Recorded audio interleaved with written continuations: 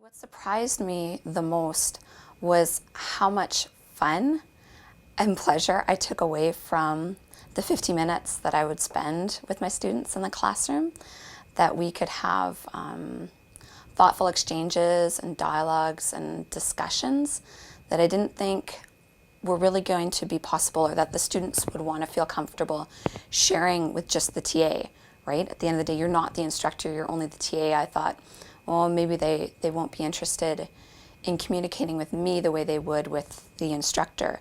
But in fact, it turned out that many of the students were much more comfortable speaking in a smaller group like that. It fostered a greater sense of community and a relaxed atmosphere in the classroom. I would say the writing skills of the students in the class is quite different. We have really good students and also students who are struggling in expressing themselves.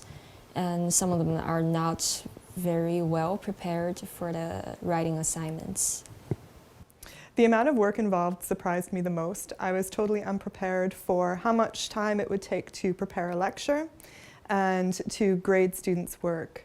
So I had no idea how to prepare a standard for deciding how much a question should be out of, or how to grade a paper for like grammar, content, all of that kind of thing. So coming up with the rubric or the standard of assessment was left to myself, and I found that very difficult because I had to figure out the whole process and then figure out how to apply it. The varied levels of interest that students had in tutorials, as well as the sort of very different levels of sort of, I want to scholarly development that each student brought.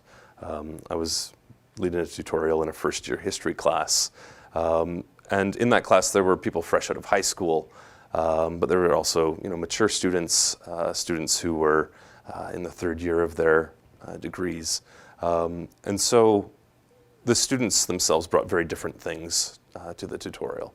I think that surprised me to a great deal. I found myself very frustrated with some of the errors that were being made and some of the lack of comprehension of concepts. But I had to remember that I was a grad student looking in on undergraduate work, and I hadn't necessarily noticed my own progression through that process, and I might have myself made those very same mistakes. So it led me to think more about what it is like to be a first-year undergraduate student.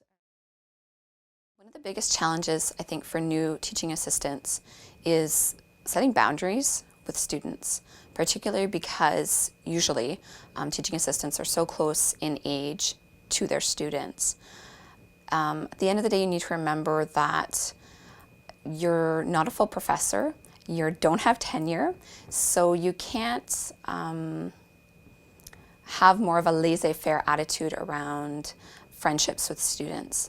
You need to remember that you're the teaching assistant, you're in the position of power, and you need to respect those boundaries between yourself and the students. So I would never recommend that you hang out on a personal level with your students, that those boundaries need to be respected. Biggest challenge, I think, is to convey myself, to express myself, and let the students know what they can learn from the assignments. And it's basically from my comments, but sometimes it's really difficult to let them understand that from the very short comments. The biggest challenges for myself were being able to balance the demands of coursework with the demands of being able to be a good TA. So, for instance, when I would get exams or papers to grade, there would usually be around 40 to 50 of them, and I would have 1 week to turn it over.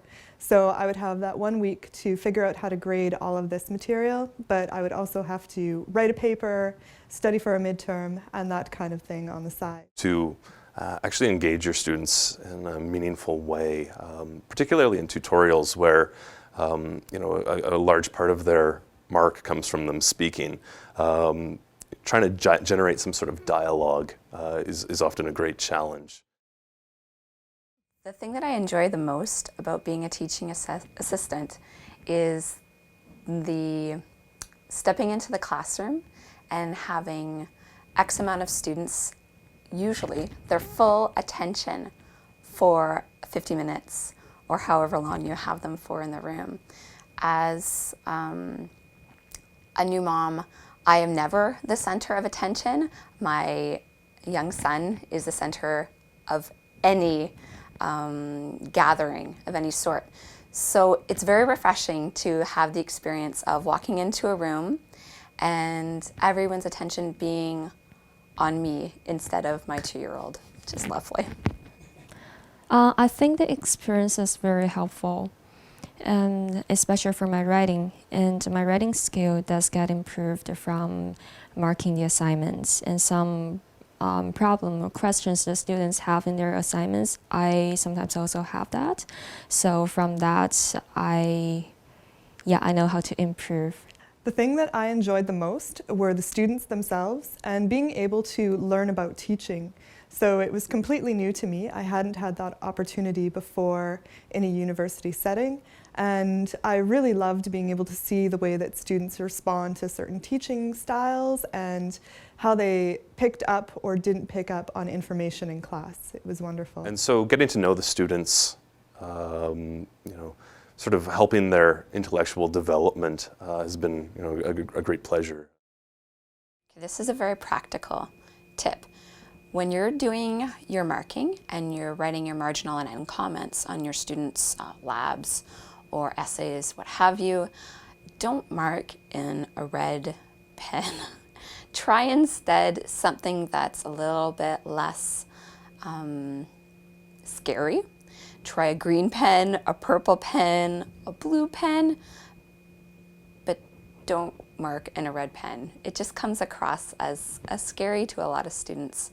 Whereas you want your marginal end comments to not be scary, obviously, but instead be much more almost like a dialogue between yourself and the student. Here, I think you're doing something really well here. I think you need to flesh out this argument a little bit more over here. And that just comes across a little bit better in, say, a purple pen as opposed to a red pen.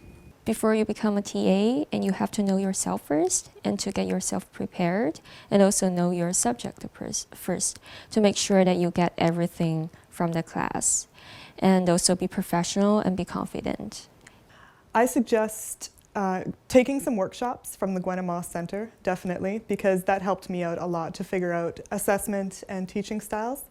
I also suggest sitting in on some of the classes for the profs you're grading, because that will help you understand why the students are or are not picking things up, and it will also help you see what a class is like from an undergraduate student perspective. I also suggest tracking your hours. This is not necessarily so you can claim more time, but just so that you can make sure that you're maintaining that balance between being a TA and being still a good grad student. I would suggest that new teaching assistants have confidence in their abilities, in their strengths as sort of instructors in training. If you're in a tutorial setting, learn to be okay with awkward silences. Learn to sort of be patient with the students. And I think that in so doing, you'll be able to, in the long run, generate some very interesting and helpful dialogue with your group.